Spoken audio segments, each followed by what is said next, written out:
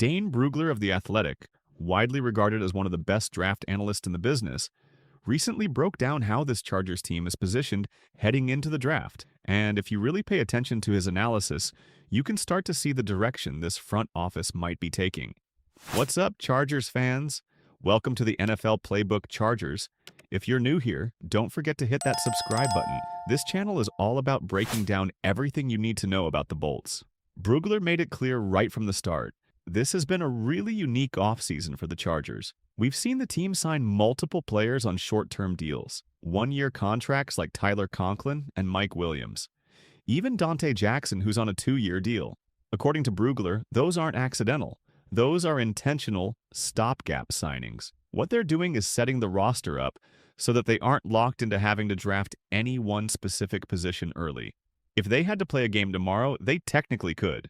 But more importantly, they've given themselves the freedom to go after the best available player in the draft, regardless of position. That flexibility is huge, but he also stressed that this draft is crucial for long-term depth. The Chargers have 4 sixth-round picks. They need to hit on some of these day 3 selections. This isn't just about finding a starter or 2 early. It's about finding value all the way through the draft to round out the roster. Now, when Brugler looks at this Chargers team, he immediately goes to 2 big areas of need. First, how are you going to help Justin Herbert? And second, how are you going to improve the defensive line? Let's talk about Herbert first. Whether it's giving him more pass catchers, adding protection on the offensive line, or improving the run game, the front office has to do more to support their franchise quarterback. They've already taken some steps, signing players like Najee Harris, for example, but this draft needs to add more pieces that make Herbert's job easier. On the flip side, the defensive line is a real concern. With players like Poona Ford and Joey Bosa no longer in the mix, Brugler sees a group that's just average, maybe even below average. He called it a lot of mediocre bodies. And in his words, the team needs to get bigger, younger, and better up front on defense. They need size, they need depth, but most importantly, they need impact. Guys who can control the line of scrimmage. When talking about position groups in this year's draft, Brugler highlighted a few areas that surprised him with their depth, starting with edge rusher. Now, he said flat out, this isn't his favorite edge class. There are question marks across the board. But the more players he evaluated, the more he saw just how many edge defenders can offer something unique. He had 17 edge rushers in his top 100 prospects. And that doesn't even include 2 guys he really likes, Syvion Jones and Baron Sorrell. That's how deep this class is. Some have elite traits but limited polish. Others are technically refined but missing athleticism. Still, teams will talk themselves into these guys because of how important pass rush is in today's NFL. According to Brugler, there's a real chance for the Chargers to find a valuable edge player in rounds 3 or 4. That's not just possible, it's likely. He also touched on defensive tackle. This class is loaded in his words. So, between edge and interior, if the Chargers want to revamp the defensive front, this is a very good draft to do it.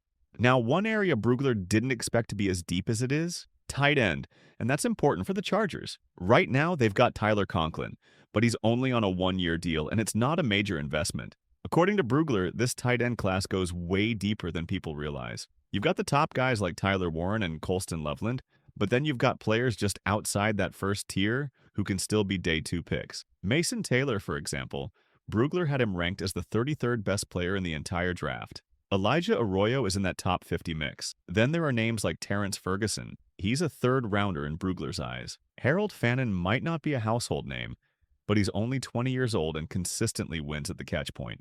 And it doesn't stop there.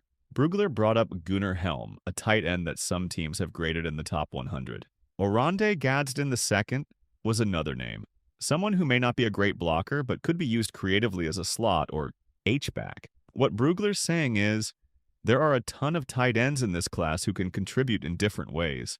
The Chargers don't need to take one in the first round. In fact, in Brugler's 7-round mock, he had them taking a tight end in round 2, a player who could help immediately but also grow into a long-term solution. Now let's talk about wide receiver.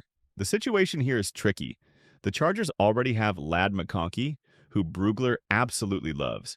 He called him a steal in last year's draft. But the rest of the room, it's a question mark. Quentin Johnston didn't impress last season. Mike Williams is only signed for 1 year. Brennan Rice is still unproven, so Brugler says how early they go WR will tell us how they feel about that group. If they go in round 3, that means they know they need to get better. If they wait until round 5 or 6, maybe they think they're okay. Two players Brugler highlighted here were Kyle Williams and Tory Horton. Neither one is a giant X receiver, but both are fast, productive, and reliable. Horton's production has been consistent over the past few seasons, even though he got hurt this past year. Brugler said watching that Colorado State versus Colorado game from 2 seasons ago was a huge moment. It showed how valuable Horton was and all the ways he could win. Kyle Williams stood out at the Senior Bowl, where Brugler saw him constantly creating separation. He ran a 4.40 at the Combine, but then pulled a hamstring and didn't get to finish his workout. That also kept him from having a pro day, but Brugler says teams are very interested. Williams has been traveling constantly visiting teams who want to learn more. Brugler thinks he's going to go somewhere in the top 75 picks. Then there are a few more under-the-radar names Brugler discussed. Nick Nash, who used to be a quarterback, has made a very impressive transition to wide receiver. He's older, he'll be a 26-year-old rookie, but he catches everything, tracks the ball well, and impressed scouts at the Shrine Bowl. DeVonte Thornton is a pure speed guy, what Brugler called a 9-route monster. He's still raw, and some may view him as a one-trick pony, but that one trick, deep speed, can still be a weapon. Isaiah Bond is a more complicated case. Brugler said he's got the traits. He's fast, explosive, and dangerous, but he was inconsistent. On top of that, he's recently had off-field issues that led to an arrest. Brugler didn't want to get into all the specifics, but he acknowledged it's a big red flag. Teams don't have time to fully vet the situation before the draft, which means Bond could fall significantly. In terms of play, Brugler said he struggled with consistency, had trouble gaining the quarterback's trust, and wasn't much of a deep threat, only catching 2 deep balls out of 14 targets. So while there's upside, there are major concerns. Now back to the running back group. Brugler said this class is incredibly deep, maybe the deepest we've seen in years. During Combine Week, he had 32 running backs with draftable grades, and this was before the Chargers signed Najee Harris. Even with Harris in the mix, Brugler thinks the Chargers could easily go after another back. He originally loved the fit of Omarion Hampton, and still thinks he'd be a great option, but only if he's available. It's possible Hampton goes in round 1, but Brugler emphasized this draft is so loaded at running back that you don't have to go early. Players like DJ Giddens or Bhayshul Tuten could still give the Chargers juice on day 3. So what would Dane Brugler actually do if he were running the Chargers draft? His first priority would be helping Justin Herbert. Ideally, he'd love to see Colston Loveland fall to them in the first round, but he admitted that's unlikely. Loveland probably doesn't make it past Indianapolis, so if Loveland's not there, he thinks a defensive tackle like Kenneth Grant makes a lot of sense. Grant knows the coaching staff, fits the scheme, and offers rare versatility. He looks like a nose tackle, but moves like a 3-tech. In round 2, Brugler has them going tight end. Again, help Herbert. In round 3, he's going receiver. More weapons, more speed. That's the formula. He also touched briefly on cornerbacks. Even though it's not a great year for the position, there are still some late-round gems. He mentioned Quincy Riley, McWilliams, Longerbeam, and Kobe Bryant. These guys may not be elite athletes, but they're competitive, instinctive, and can cover. And finally, Brugler listed a couple of his day 3 sleeper picks. Dylan Fairchild, he's physical, violent, and plays with a wrestler's mindset.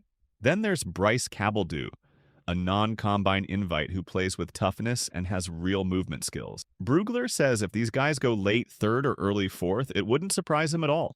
They just aren't getting the attention they deserve. So there it is. That's Dane Brugler's full breakdown of where the Chargers stand, heading into the 2025 NFL Draft.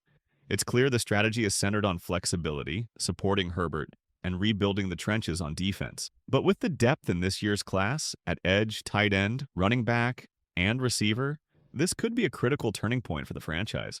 Let me know your thoughts. Do you agree with Brugler?